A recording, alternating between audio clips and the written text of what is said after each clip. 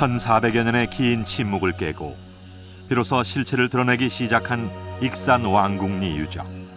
그 중심에 통일신라 시대의 5층 석탑이 있다. 지난 1965년 왕궁리 석탑에서 발견된 진귀한 사리 장엄구가 최근 학계의 새로운 관심사로 부상했다. 0.15mm 두께의 금판에 금강경을 정성스럽게 새겨놓은 19장의 금제 금강경.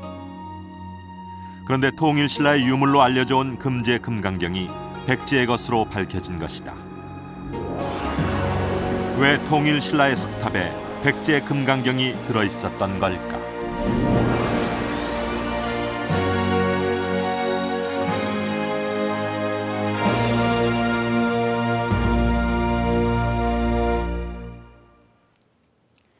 안녕하세요. 고두심입니다. 오늘은 익산 왕궁리 석탑에서 발견된 금제 금강경에 얽힌 우리 고대사의 비밀을 풀어보려고 합니다.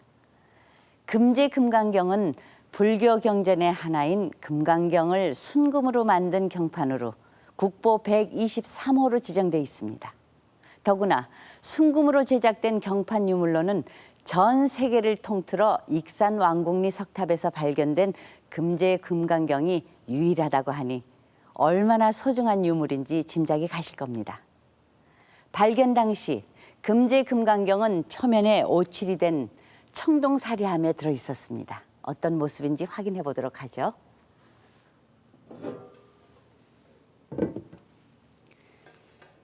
이 사리함 속에는 청동함 안에 이렇게 눈부신 또 다른 내합이 들어있습니다. 금으로 만든 내합입니다. 금제 금강경은 바로 이 금제 내합 속에 들어있었습니다. 이 중에 사리함에 그것도 부족해 금으로 만든 이런 내합에 보관해 온 걸로 보아서 금제 금강경은 만든 당시에도 얼마나 귀한 경판이었는지 알 수 있겠죠. 자, 그럼 금제 금강경이 어떤 상태로 들어있는지 확인해 보겠습니다.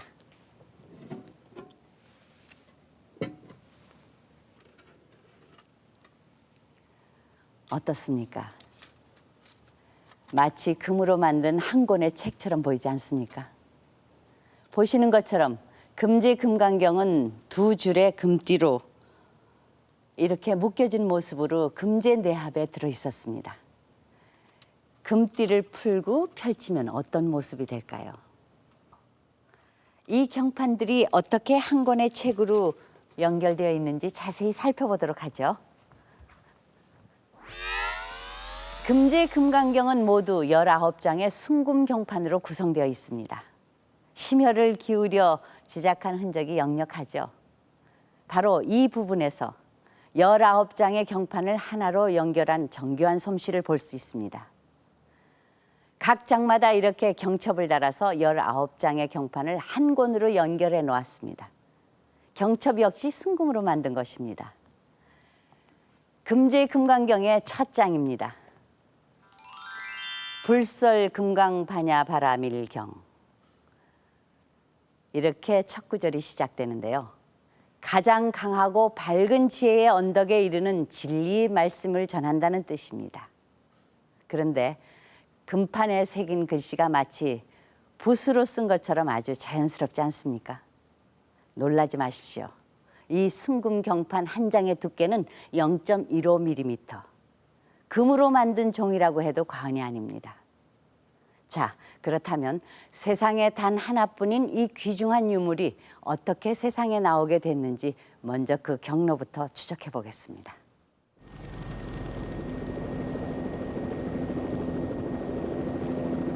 왕궁리 석탑이 위치한 곳은 전북 익산시 왕궁면 왕궁리. 이름부터 예사롭지 않은 왕궁리 유적은 지금도 한창 발굴이 진행 중이다.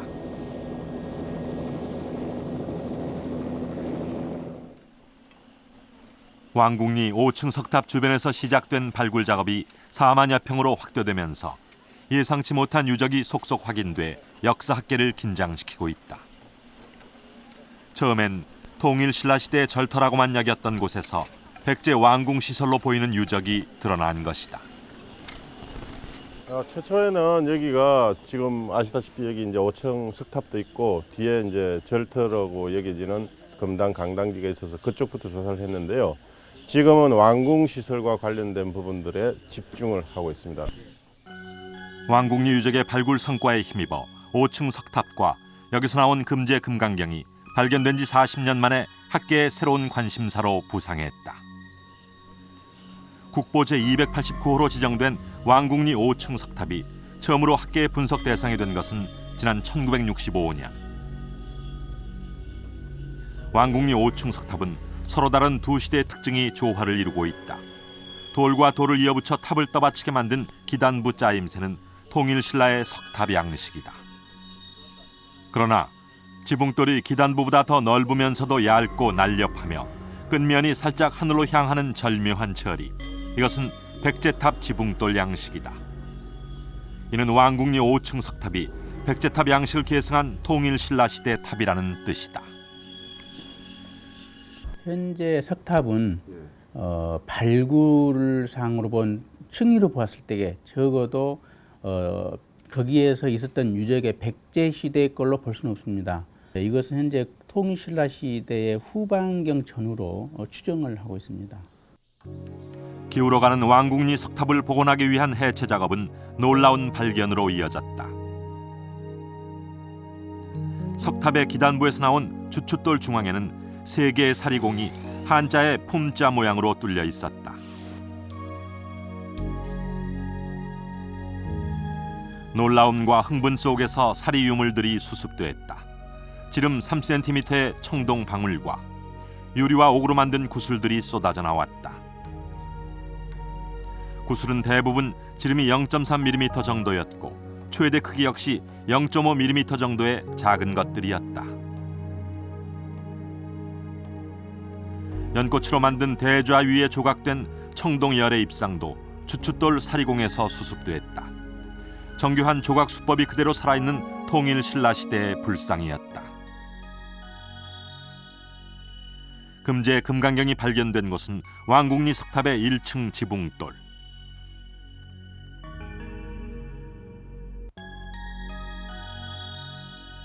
탑을 해체하자 지붕돌 윗면 한가운데서 2개의 사리함이 모습을 드러냈다.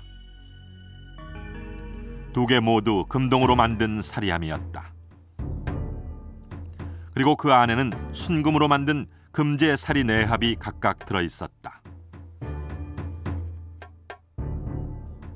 동쪽 사리공에서 나온 금제 사리 내합의 정교하고 화려한 문양은 그 자체로 발굴팀을 사로잡았다. 그러나 그것은 놀라움의 서막에 불과했다. 또 다른 보물, 녹색 유리 사리병이 금제 사리 내합에서 연이어 나온 것이다.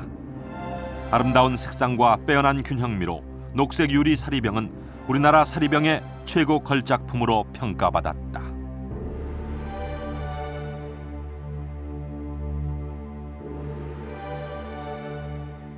신앙과 그리고 공예의 수준을 보여주는 아주 걸작들이라고 보여지는데, 일단 지금 현재 확인된 그 사리를 담는 사리병의 경우 지금까지 우리나라에서 발견된 그 사리병 중에 가장 균형이 잡히고 아름다운 사리병으로 이제 평가받고 있습니다.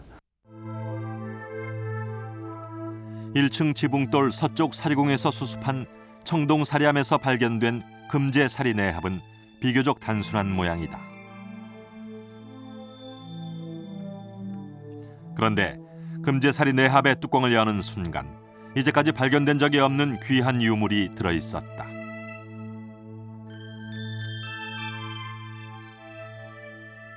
오랜 세월의 흔적이 역력한 금제 금강경. 19장의 금판은 2줄의 금띠에 묶여 있었는데 아래 위로 순금 경첩을 달아 19장의 금판이 마치 하나의 책처럼 금띠로 연결돼 있었다. 금제 금강경의 발견은 우리 고대사의 엄청난 행운이었다. 금판에 새긴 거는 다른 나라에 없습니다. 그러니까는 현재로서는 왕궁리 탑에서 나온 것이 최초이면서 가장 아름다운 그런 작품으로 이렇게 승화된 예라고 할 수가 있습니다.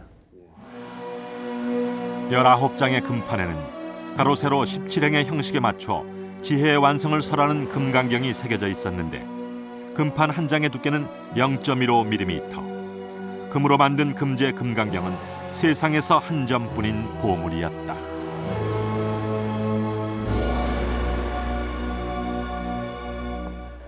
자, 이 탑이 금제 금강경이 발견된 왕궁리 5층 석탑입니다. 높이가 8m 50cm, 원형 그대로 복원한 모습입니다. 먼저 탑 지붕을 한번 봐주십시오. 지붕 돌 끝면이 살짝 공굴려 하늘로 향해 있죠. 이런 절묘한 처리는 백제 석탑에서 나타나는 특징입니다. 또한 신라 석탑은 지붕 돌 두께가 상당히 두꺼운데 이 왕궁리 5층 석탑의 지붕 돌 두께는 얇은 편입니다. 지붕 돌이 탑을 떠받치고 있는 기단부보다 넓은 것도 백제 양식입니다. 그런데 돌과 돌을 결합시켜 놓은 이런 석탑의 짜임새는 통일신라 시대의 특징입니다. 그러니까 왕궁리 5층 석탑은 백제탑 양식을 계승한 통일신라 시대의 석탑입니다. 금제 금강경은 바로 여기 1층 지붕돌 윗면에서 나와 있는데요. 그렇다면 금제 금강경은 어느 시대 것일까요? 통일신라 시대의 석탑에서 나온 것이라면 당연히 금제 금강경도 같은 시기의 것으로 봐야 하지 않을까요? 그런데 최근 이런 상식을 깨고 금제 금강경이 백제 때 제작된 것으로 밝혀지고 있습니다. 금제 금강경이 발견된 지 올해로 40년.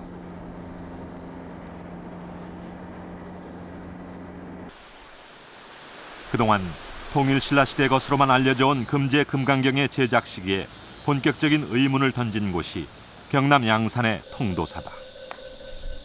부처님의 진신사리를 모신 양산 통도사. 이곳에선 왕궁리 석탑의 사리장엄구 제작 시기에 관한 분석을 실시해왔다. 한정호 학예사가 집중 연구 대상으로 삼은 것은 금제사리 내합에 조각된 문양이다.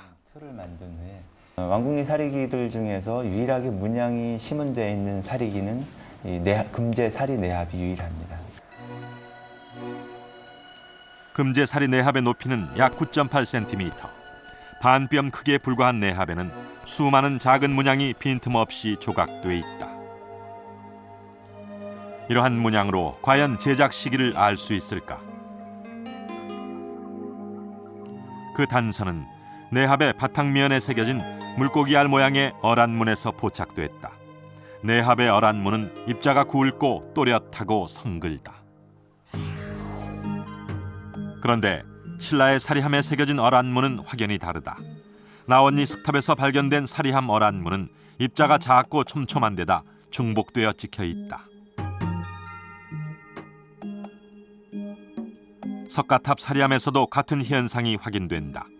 그렇다면 내합의 어란문은 어느 시대 특징일까? 저는 그 사리 내합에 있는 문양을 중심으로, 그러니까 사리기 자체를 가지고 이제 편년에 이제 착수를 해봤는데, 특히 그 사리기 내합 외면에 새겨져 있는 문양들은 동일한 계통의 문양들이 주로 사비 시대에 해당되는 그 6, 7세기대의 유물에서만 집중적으로 나타납니다. 금제사리 내합의 뚜껑에 새겨진 연화문. 중심에 배치된 반원을 다른 4개의 반원이 둘러싸고 그 위로 가지가 뻗쳐 올라가는 형태로 표현돼 있다. 이런 연화문도 백제 유물에서 주로 나타나는 문양이다. 공주 송산리 고분의 백제 무령왕릉에서도 비슷한 모양의 연화문이 확인된다.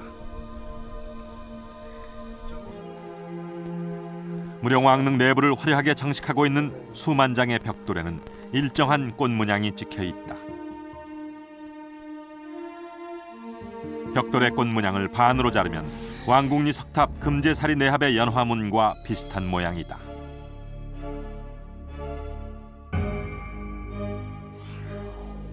위로 뻗어 올라간 가지의 굵기와 선명도는 금제사리 내합에서 좀 더 발전된 형태다. 왕궁리 석탑에서 출토된 금제사리 내합이 백제것이라는 증거는 내합의 주문양에서도 확인된다. 구름과 연꽃을 결합시켜 도안한 것으로 보이는 연화 서운문은 백제 사비시대 문양의 특징이다. 부여 능산이고분에서 출토된 관장식 문양과 흡사하고 백제 무왕의 능으로 알려진 쌍능의 관장식도 같은 문양이다. 이는 금제사리 내합이 백제의 사비시대 것이라는 뜻이다. 일단 그 시기 자체가 그 관련된 문양들 자체가 백제의 사비시대에 해당되는 유적에서만 발견되는 유물이라고 본다면 당연히 그 왕궁리 사리기의 편년 자체도 일단 그 백제의 사비시대로 편년을 해야 되지 않나라는 생각을 합니다. 그렇다면 금제 금강경도 백제 사비시대에 제작된 것일까? 이 자료는 중국 돈황 유적에서 발견된 금강경 사경본과 금제 금강경을 비교 분석하던 중 송일기 교수는 흥미로운 공통점을 찾아냈다. 822년 이전에 제작된 사경본에는 금강경 원문에 62자가 빠져 있었다. 그런데 이 62자는 금제 금강경에도 빠져 있다. 따라서 금제 금강경이 822년 이전 시기에 제작됐다는 추정이 가능하다. 결정적인 기준이 되는 거죠. 그러니까 도낭 사경을 보더라도 도낭 사경에 이 부분이 빠진 사경들이 많이 있거든요.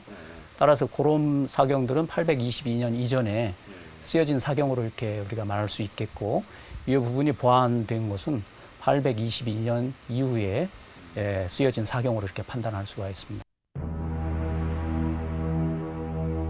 그렇다면 금제 금강경의 좀 더 정확한 제작 시기도 알아낼 수 있을까?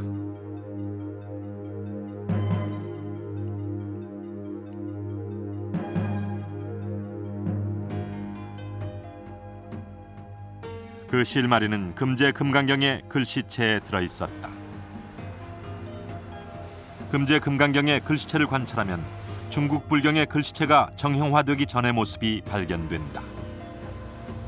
정형화된 글씨체와는 확연히 다르다. 그 시대를 반영하지 않는 서체가 그 시기에 나타난다는 것은 이건 하나의 유작이나 모조의 가능성이 높기 때문에 대단히 그건 이제 금기를 하고요. 그래서 큰 서체 서예 사상에서는 큰 그 시대에 따라서 흐름을 보여주고 있는 것이 서체의 특징이라고 말씀드릴 수 있겠습니다. 이는 금제 금강경의 특징적인 글씨체에 한 시대의 글씨체 흐름이 들어있음을 말해준다. 득자는 물수변을 쓰고 있다. 하지만 9세기 이후에 제작된 당나라 불경에는 발행변의 정자체로 바뀌었다.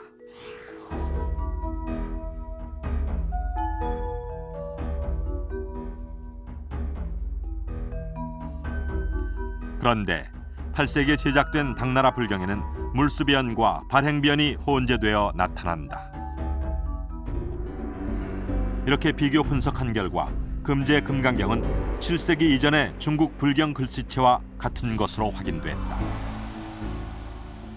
민면을 힘차게 위로 쳐올린 안일비와 역, 득, 취자 등이 7세기 이전의 중국 불경과 같은 글씨체임을 알 수 있다. 7세기 초반, 8세기, 9세기 가면서 당 사경들이 완전히 그 정형적인 모습으로 자리 잡아가는데, 이 금지경은 그 자리 잡아가기 정형화되기 이전 단계, 그러니까 7세기 이전의 모습을, 그런 서풍의 모습을 담고 있다라는 것이죠. 그런 점이 금지경의 시대를 백제 무왕 초기, 즉 7세기 전반으로 이렇게 볼 수 있겠습니다. 금제 금강경이 백제 때 제작된 것이라는 증거는 왕궁리 유적에서 발굴된 유물로도 확인된다. 왕궁리 유적에서 나온 백제 금제품은 그 종류와 형태도 너무나 다양하다. 0.25mm 굵기의 금실도 있다. 이 금실의 꼬임새는 금제 금강경의 금판을 연결한 금실과 같은 모양이다.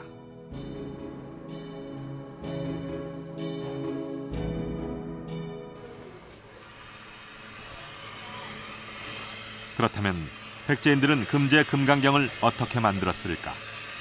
종로의 한 귀금속 세공소에서 같은 두께 금판을 만들어 금제 금강경을 만들어 보기로 했다.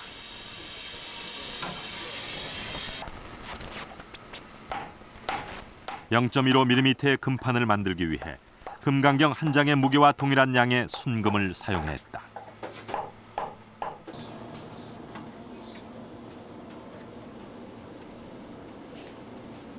정밀 기계 작업으로 같은 두께의 금판을 만들었다.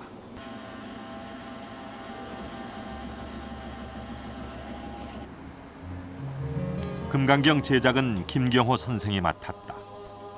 그동안 불경을 금으로 쓰는 작업에 매달려온 김경호 선생은 우리나라에서 손꼽히는 금사경 전문가다.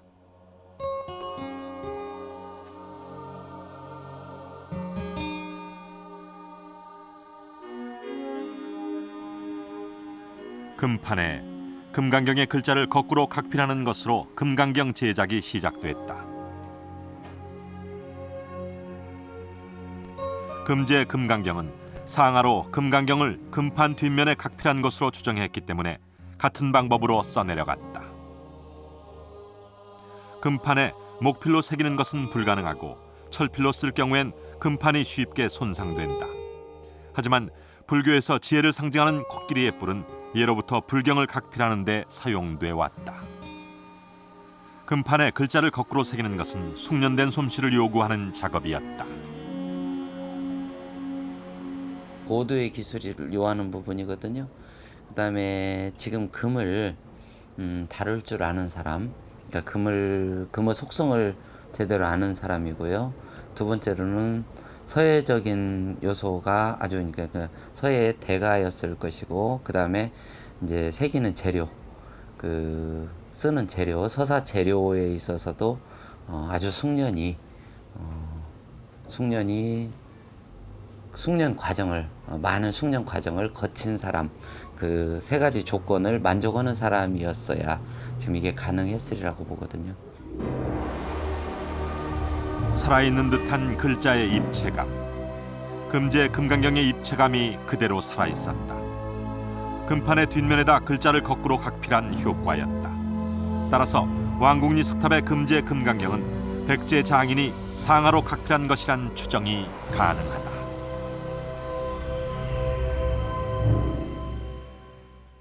이렇게 해서 그동안 학계에서 통일신라 시대의 것으로 생각했던 금제 금강경이 백제 때 만든 것으로 밝혀졌습니다. 그렇다면 여기서 새로운 의문이 생깁니다. 저 왕궁리 5층 석탑은 통일신라 시대의 석탑이 아닙니까? 더구나 탑 기단부 주춧돌에 들어있던 금동열의 입상도 통일신라 불상입니다. 그런데 지붕돌에는 백제의 금제 금강경이 봉안돼 있었다. 참으로 이상하지 않습니까? 대체 무슨 이유로 백제의 금제 금강경이 통일신라 시대의 왕궁리 석탑에 들어있었던 것일까요?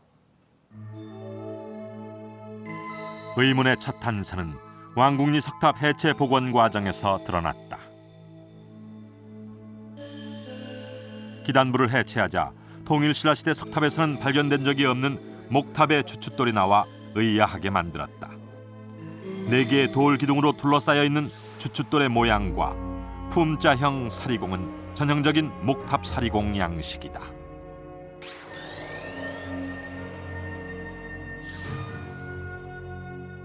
지금까지 우리나라의 석탑을 조사하면서 기단 내부에서 석탑의 기단 내부에서 심초석이라든지 방형사리공 그리고 사천주라는 심초석을 중심으로 하는 네 방위의 기둥이 확인된 바는 전혀 없습니다.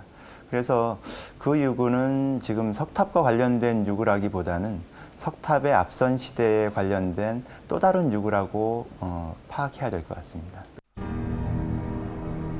그러나 주춧돌 사리공에서 발견된 청동열의 입상이 통일신라 시대 불상으로 밝혀지면서 주춧돌을 둘러싼 의문은 베일에 쌓인 채 미스터리로 남게 됐다.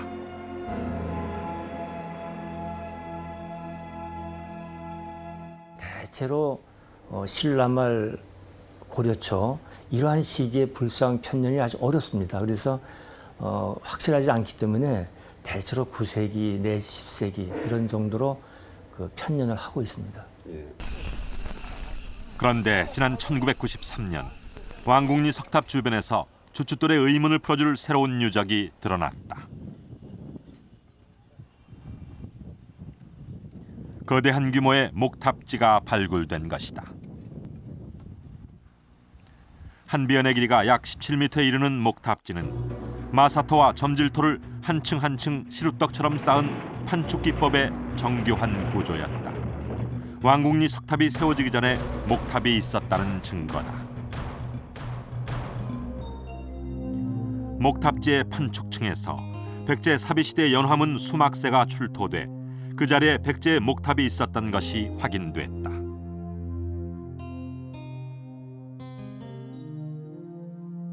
그 판축층은 목탑이 그 자리 잡고 있었던 거고 현재 석탑은 그 목탑이 파괴된 후에 다시 세워진 겁니다. 백제 목탑의 특징을 보여주는 유적은 4.5km 지점에 위치한 익산 미륵사지에서 확인이 가능하다. 목탑의 높이가 60여 미터에 이르렀을 것으로 추정되는 미륵사 목탑지의 한비연은 19.2m. 발굴 당시 이 목탑지는 47단의 정교한 판축층으로 이루어진 것이 확인됐다. 32단의 판축층으로 만들어진 왕궁리 목탑지와 제작 기법과 규모도 비슷한 것을 알 수 있다. 백제 목탑지와 기와의 발견으로 그동안 의문으로 남아있던 주춧돌의 미스터리가 비로소 풀리게 됐다. 품자형 사르공이 뚫린 주춧돌. 그것은 바로 거대한 백제 목탑을 떠받치던 주춧돌이었던 것이다. 그 목탑의 심초석에 있던 사리 장치들을 석탑의 구조에 맞춰서 초층 옥계석으로 올리고 그 밑에 그 비어 있는 사리공 안에는 그 시기에 만들어진 금동열의 입상을 그 안에다 봉안해서 탑을 완성했다고 보여집니다. 이중의 사리함에 봉안된 금제 금강경은 원래 백제 목탑의 주춧돌에 봉안돼 있었던 것으로 보인다.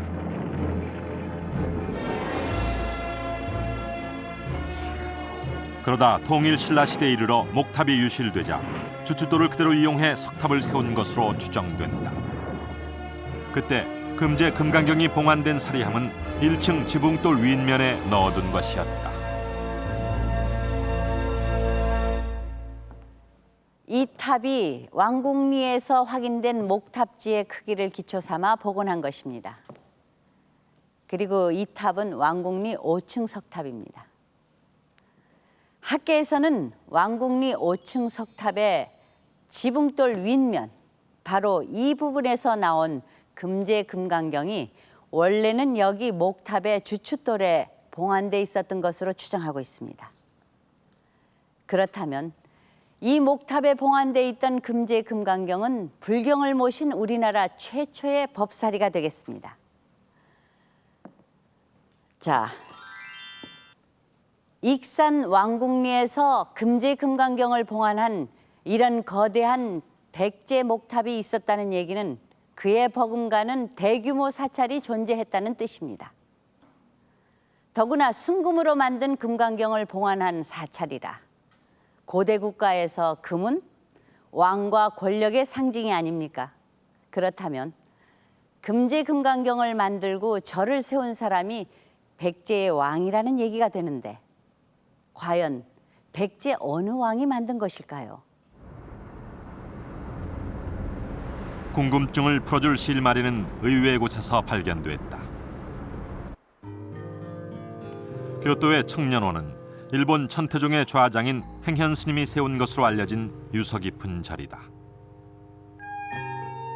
이곳 수장고에는 창건일에 전해져 오는 귀한 이엔 문서들이 보관돼 있다. 마키다 다이리오 교수가 찾아낸 문헌 중에는 우리나라 기록에는 발견되지 않는 흥미로운 기록이 들어 있었다.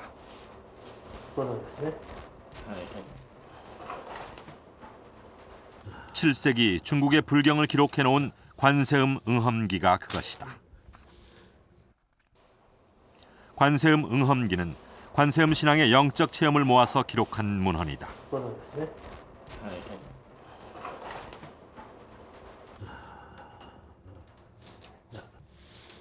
그런데 마키다 다이리오 교수는 관세음 응험기를 분석하던 과정에서 구체적으로 묘사된 백제 무왕과 관련된 기록을 발견했다. 그때까지 한 번도 접해본 적이 없는 기록이었다. 백제 무왕이 조성한 제석정사가 무왕 40년에 벼락으로 불탔다는 것이다.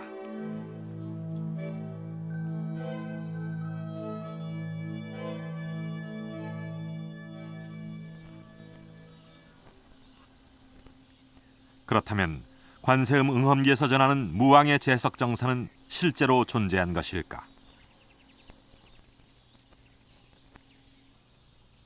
놀랍게도 왕궁리 석탑에서 동쪽으로 1.4km의 왕궁리 궁평마을에서 그 단서가 확인됐다. 18세기에 제작된 호남 읍지를 보면 궁평마을이 속한 익산 왕궁면은 제석면으로 불렸던 곳임을 알 수 있다.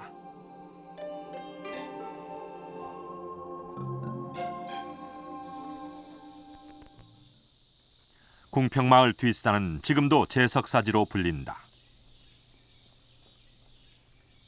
이게 원청 토석이 크고 그러니까 이곳이 관세음 응험기에서 전하는 제석사 터였음을 결정적으로 뒷받침해주는 유물이 있다.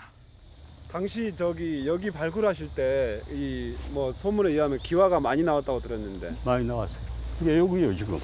여기 이 고추밭 있는데 이쪽으로 쭉 하니 이어서 안으로 쭉 하니 길게 들어가 있어요.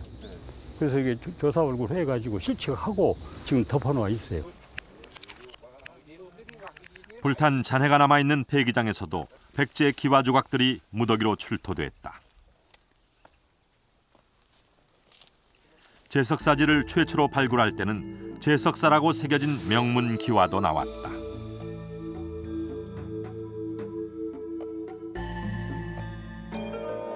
불탄 흔적이 역력하게 남아있는 사천왕상도 발견됐다. 관세음 응험기의 기록이 증명된 것이다. 그런데 목탑의 심초석, 즉 주춧돌을 열자 불사리병과 금강반야 경판은 그대로 남아있었다고 기록돼 있다. 관세음 응험기가 전하는 사리장엄구는 왕궁리 석탑의 녹색 사리병, 금제 금강경과 너무도 비슷하다. 대체 그 까닭은 무엇일까? 제석사터에는 두 동강 난 거대한 돌이 앞뒤로 놓여 있다. 인공으로 만든 사리공 흔적이 역력하다. 관세음 응험기가 전하는 제석사 주춧돌로 추정된다. 제석사 앞에 이렇게 세워져 있던 탑에 바로 심초석이 바로 이 돌입니다. 근데 여기가 이렇게 지금 사각형으로 파져 있네요. 오목 파진 이곳에 관세음보살 응엄기라고 하는 그 국보 그것하고 부처님의 사리병이 들어있는 사리함하고 두 개가 이 속에 이렇게 들어있었어요. 금강경하고 사리함하고. 그렇죠. 김삼룡 교수는 녹색 사리병과 금제 금강경이 이 주춧돌에 봉안돼 있었던 것임을 확신했다. 과연 그럴까? 사리공의 넓이와 깊이를 측정한 결과 금제 금강경이 봉안돼 있던 사리공 크기와 비슷하다. 제석사 주춧돌을 결합시키자 그 중심에 직사각형의 사리공이 생겼다.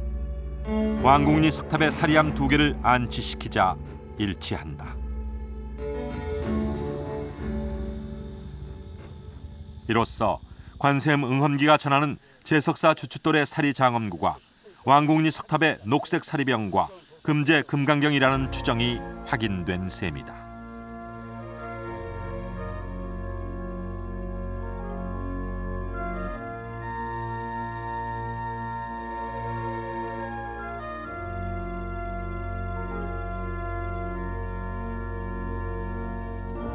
백제 무왕의 지시로 만든 금제 금강경은 제석사가 불타자 지금의 왕궁리 유적지로 옮겨온 것으로 보인다.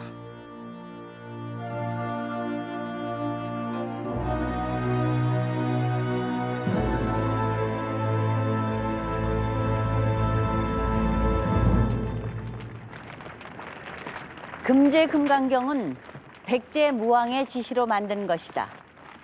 제석정사가 불타고 난 다음 왕궁리로 옮겨왔다. 우리가 백제의 금제금강경이 통일신라의 왕궁리 석탑에 봉안된 경위를 추적하는 과정에서 확인한 사실입니다. 금제금강경이 왕궁리에 옮겨져 봉안된 정확한 시기는 알 수 없지만 관세음응엄기의 기록을 통해 추정해 볼 수가 있습니다. 관세음응엄기에 따르면 제석정사가 불탄 시기는 서기 639년. 그렇다면 그 이후 어느 시점인가에 익산 왕궁리에 금제금강경을 봉안할 이런 거대한 목탑이 세워지고 절집이 들어섰다는 뜻입니다. 그런데 여기서 또 다른 궁금증이 생깁니다. 왜 하필이면 백제 수도인 부여와는 멀리 떨어진 이곳 왕궁리에 목탑을 세웠을까요? 대체 익산 왕궁리는 어떤 곳이었길래 무왕이 심혈을 기울여 만든 금제금강경을 모시는 자리로 선택된 것일까요?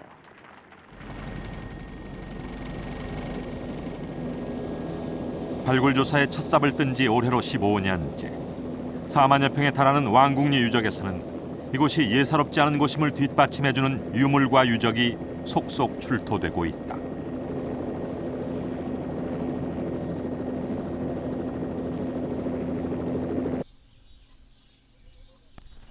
유적지 동쪽의 낮은 구릉지대에서 발굴된 성벽은 비교적 옛 모습이 잘 보존된 백제 성벽으로 확인됐다.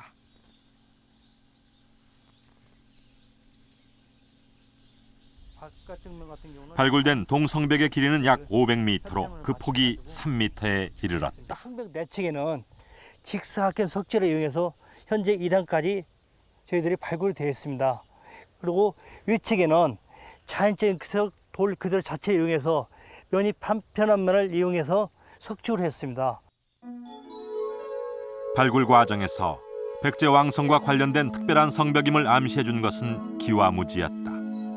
성벽을 따라 집중적으로 묻혀있던 백제의 기와무지.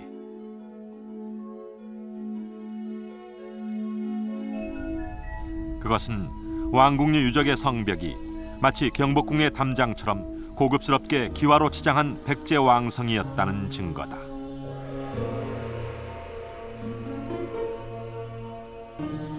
성벽은 동서방향으로 각각 234m에 이르렀고 남북으로 각각 492m에 달하는 직사각형의 고대 왕궁 구조다. 남북이 약 490m, 동서가 약 240m 정도. 그래서 그 남북 비율과 동서 비율이 약 2대 1 정도로 그 남북적으로 긴 장방형의 그런 그 계획된 직사각형 모양을 하고 있다는 점이 굉장히 독특하고요. 그다음에 그 성벽의 그 구조는 이 치석된 사각형의 석재를 이렇게 조밀하게 쌓아 올려서 외관을 치장한 그런 그 석성 구조고요. 그 속 안에는 막도를 채워 넣습니다. 근데 이러한 것은 이제 성벽이라기보다는 그 폭이 약 3m 정도 되는 그런 그 궁궐의 담장과 같은 성격이 강한 그런 걸로 생각되고 있습니다. 성 내부도 치밀하게 설계된 흔적이 역력하다. 경사진 지형을 평평하게 만들기 위해 L자 형태로 땅을 깎아내고 돌을 쌓아 계단식으로 건물질을 조성한 석축 부지가 확인됐다. 동서를 가로지르게 쌓은 이런 석축은 모두 4개 층으로 조성된 것으로 드러났다.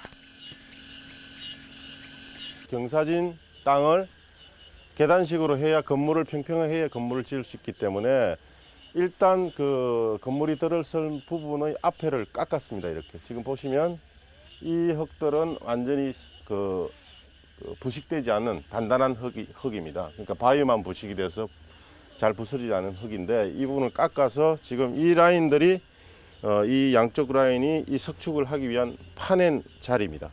그래서 이 부분을 파내고 이 전면을 다듬은 돌들을 아주 일정하게 쌓았습니다. 그래서 한 2m 정도 높이를 쌓아서 앞에서 봤을 때 이 건물이 아주 웅장하게 보이도록 한 겁니다.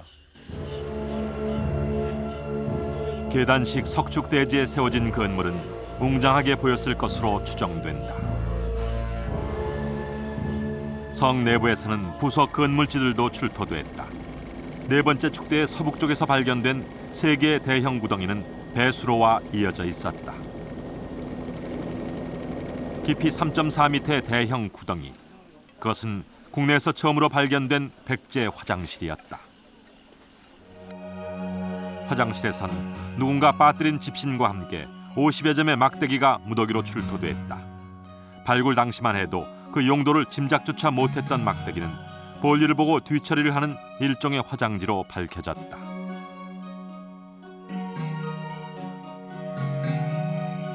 화장실 유적과 유물이 발굴되자 학계는 즉시 백제 화장실 문화 연구에 착수했다. 8세기에 일본 유적에서 발견되는 화장실 시설과 같은 형태임이 확인됐다. 이러한 화장실은 일정한 내부 퇴적물에 일정한 높이로 차면은 그거가 배수로로 연결돼 가지고 퇴적물이 다시 배수로로 연결돼서 그 정화 기능을 갖추도록 되어 있습니다. 그래서 이렇게 정화 기능을 갖춘 아주 고도로 계획되고 과학적인 설계를 갖춘 화장실이 발견됐다라고 하는 것은 우리가 백제 시대의 그 어떤 높은 기술 수준을 알 수 있는 거죠.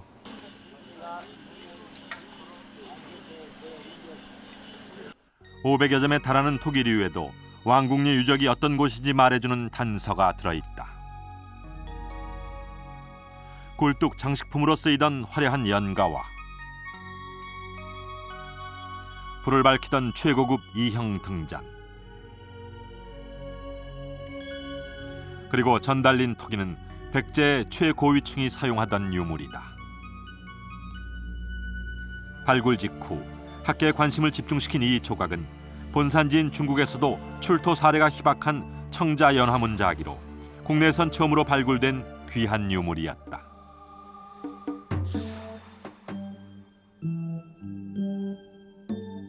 금이나 은, 유리 등을 녹일 때 사용하는 도가니도 수십 점이나 출토됐다. 이는 귀금속 전문 공방이 성 안에 있었다는 뜻이다.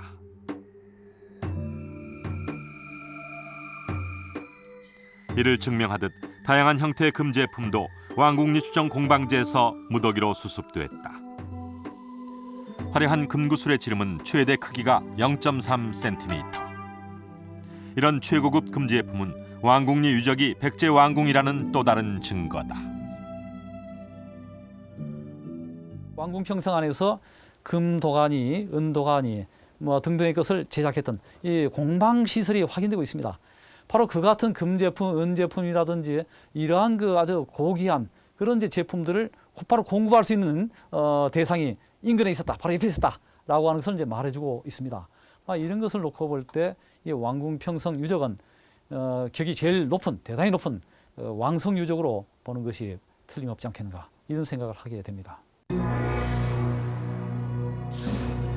왕궁이라는 결정적인 증거는 출토된 기와에서 발견됐다. 백제 수도의 행정구역명이 새겨진 기와들, 상부, 하부, 중부, 전부, 후부 등이 새겨진 오부명 기와는 백제 수도를 가리키는 유물이다.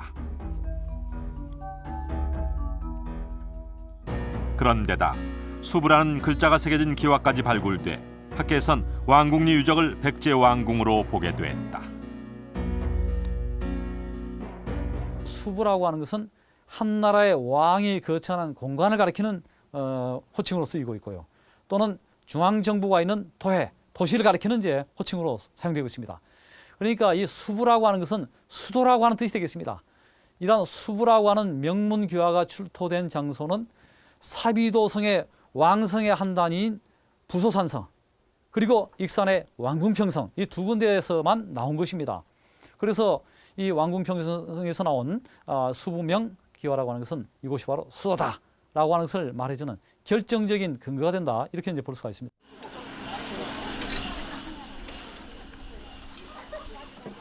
그렇다면 왕궁리에 백제 왕궁이 건설된 것은 언제일까? 기와를 겹겹이 쌓아올린 와적 기단에서 그 실마리가 풀렸다.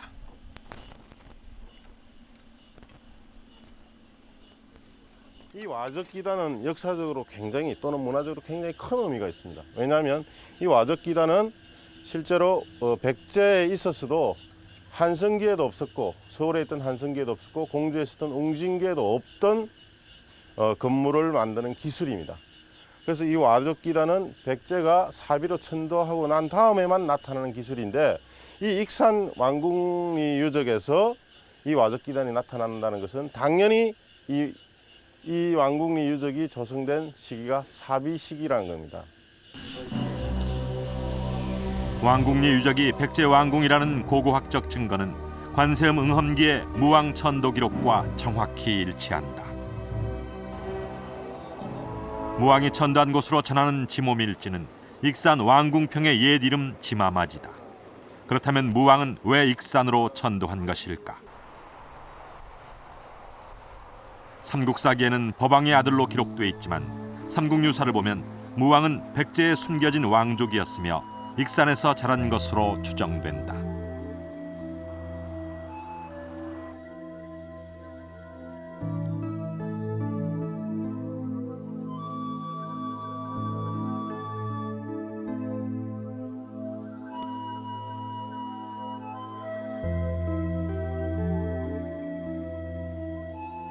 익산이라고 하는 것은 이제 세종실록 지리지라든지 여타한 이제 그 지리지에 보면은 이 무왕의 어떤 성장과 관련된 설화가 많이 묻어 있는 곳입니다.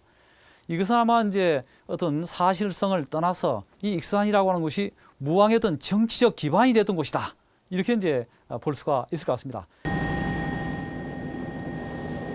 익산 경영에 남다른 의지를 가지고 있었던 무왕의 행보는 미륵사 창건으로도 확인된다.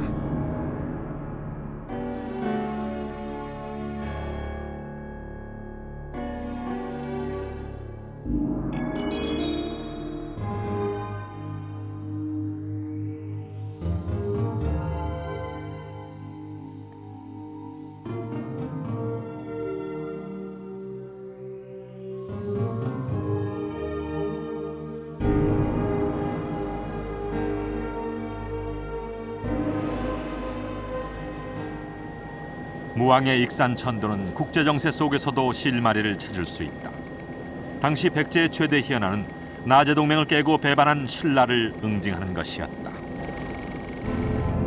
실제로 무왕만큼 신라를 집요하게 공격한 왕은 없었다. 무려 12번이나 신라를 공격했다. 격전지의 대부분은 익산과 가까운 곳이다. 신라와 대립적인 관계를 유지하면서 끊임없이 영토 전쟁을 펼치게 됩니다. 이 과정에서 백제로서는 한강 유역의 회복이 가장 소망하는 것이 아니었나 생각이 됩니다. 무왕의 경우에도 결국 신라와 끊임없이 전쟁을 하면서 결국 이들 상실한 영토를 회복하기 위한 그런 노력을 했던 것으로 보입니다.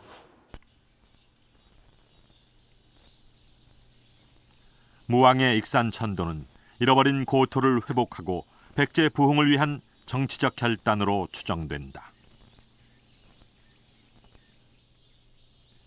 익산 왕궁성과 그 내부에서 출토된 백제 정원 유적 등은 무왕의 정치적 선택을 증언하는 역사의 현장이었다.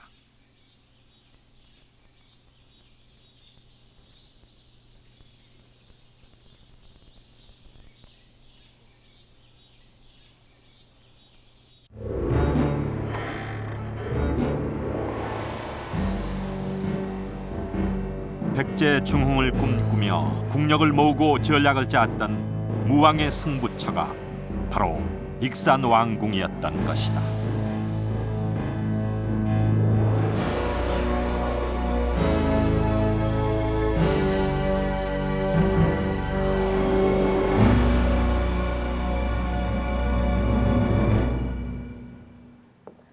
발굴을 토대로 복원한 익산 왕궁성의 정문입니다. 우리가 익히 알고 있는 백제의 수도 공주와 부여에서도 백제 왕궁은 그 실체가 확인되지 않았기 때문에 익산 왕궁성의 가치는 더욱 큽니다. 기와로 장식한 화려한 담장, 정원과 공방시설, 화장실에 이르는 왕궁 부속 건물들까지 발굴 성과로 보아 익산 왕궁성은 한 시기 백제의 수도 역할을 한 것으로 보입니다. 그렇다면 무왕이 이곳에 왕궁을 지을 때 금제 금강경을 봉안한 목탑을 왕실 사찰로 함께 지은 것일까요?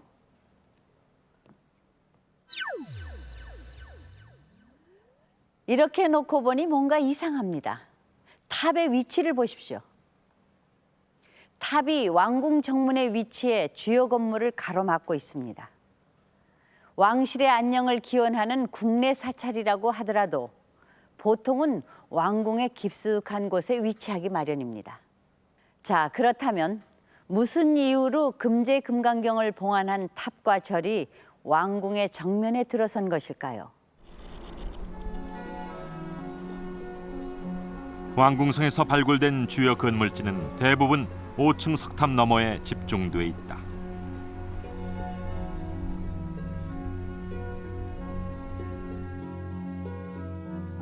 석탑 주변에서 발견된 백제 목탑지와 일직선상의 북쪽에서 금당지와 강당지로 추정되는 건물지가 드러났다. 왕궁사라는 명문이 새겨진 기와가 함께 출토돼 절집의 이름까지 확인됐다.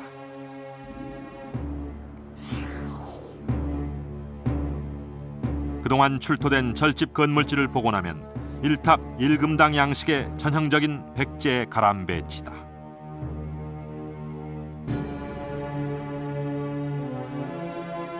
그렇다면 왕궁성에 절집이 들어선 것은 언제일까? 백제 목탑지 주변에서 왕궁 건물로 추정되는 집자리의 발굴로 그 실마리가 잡혔다. 이제 까고서 현재 이 초석들이 이렇게 연결이 돼 있는데요. 이 건물지가 끝부분에 가서 이 탑이 지금 거의 맞닿은 것처럼 돼 있는데 층위상으로 보면은 건물지가 먼저 있었고 건물지를 파괴하고서 탑이 들어선 거가 확인이 되었기 때문에 이 건물지가 먼저 앞선 시기에 있었고 그 이후에 탑이 들어선 걸로 볼 수 있습니다. 발굴 도면을 보면 목탑지가 왕궁 건물지를 파괴하고 들어선 것이 분명하다.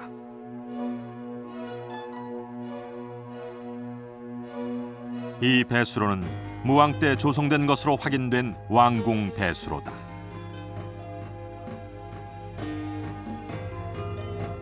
그런데 목탑지가 배수로를 파괴한 흔적이 역력하다.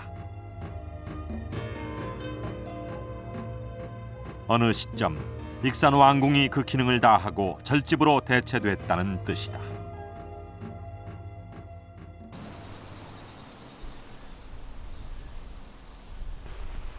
학계에선 백제의 수도가 익산에서 다시 사비로 옮겨간 것으로 분석한다.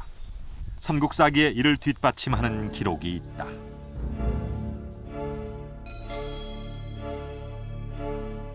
사비로 천도한 이후에 굳이 익산 왕궁성을 파괴한 이유는 무엇일까? 그 단서는 당시 복잡했던 백제의 정치 상황에서 발견된다. 의자왕이 태조로 책봉되는 과정이라든지 이런 것을 보면은 상당히 많은 우여곡절이 있었고 또 결국 의자왕을 지지하는 새로운 정치 세력의 존재가 상정이 됩니다. 결국 그랬을 경우 이 의자왕을 지지하는 정치 세력이 결국 무왕을 지지한 그런 정치 세력과는 다른 그런 세력일 가능성이 크다고 판단이 되고요. 따라서 의자가 왕위에 오른 이후에 사비 지역을 중심으로 정치 권력을 장악한 그런 귀족 세력들에 의해서 익산 세력들이 권력에서 축출된 것이 아닌가 이렇게 생각이 됩니다. 사비 세력과 익산 세력의 정치적 갈등에도 불구하고 무왕은 그의 왕비와 함께 자신의 정치적 고향인 익산에 묻혔다. 사비 시대의 다른 왕은 모두 부여의 능산리 고분에 안장됐지만 무왕은 익산에 잠들었다.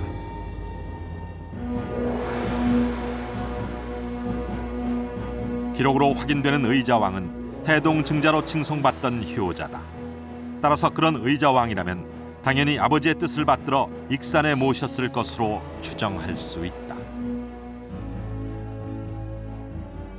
의자왕이 돌아가면 명백한데 의자왕은 이쪽에서 아버지 뜻을 잊지 못하고 부여로 되돌아가면서 아버지가 지었던 궁터 한 가운데에다가 궁을 헐어버리고, 왜냐하면 궁으로는 이제 앞으로 안 쓸 거니까 헐어버리고 거기에서 이제 거기다가 절을 짓고 탑을 쌓고 그래가지고 자기 아버지의 기념비적인 그런 절로서, 그런 탑으로서 거기다가 축조를 했다.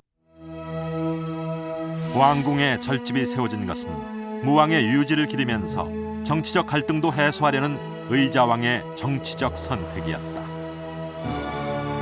1400년 전 휘몰아쳤던 백제 말기의 내밀한 역사가 그렇게 통일신라의 석탑에 간직되어 온 것이다.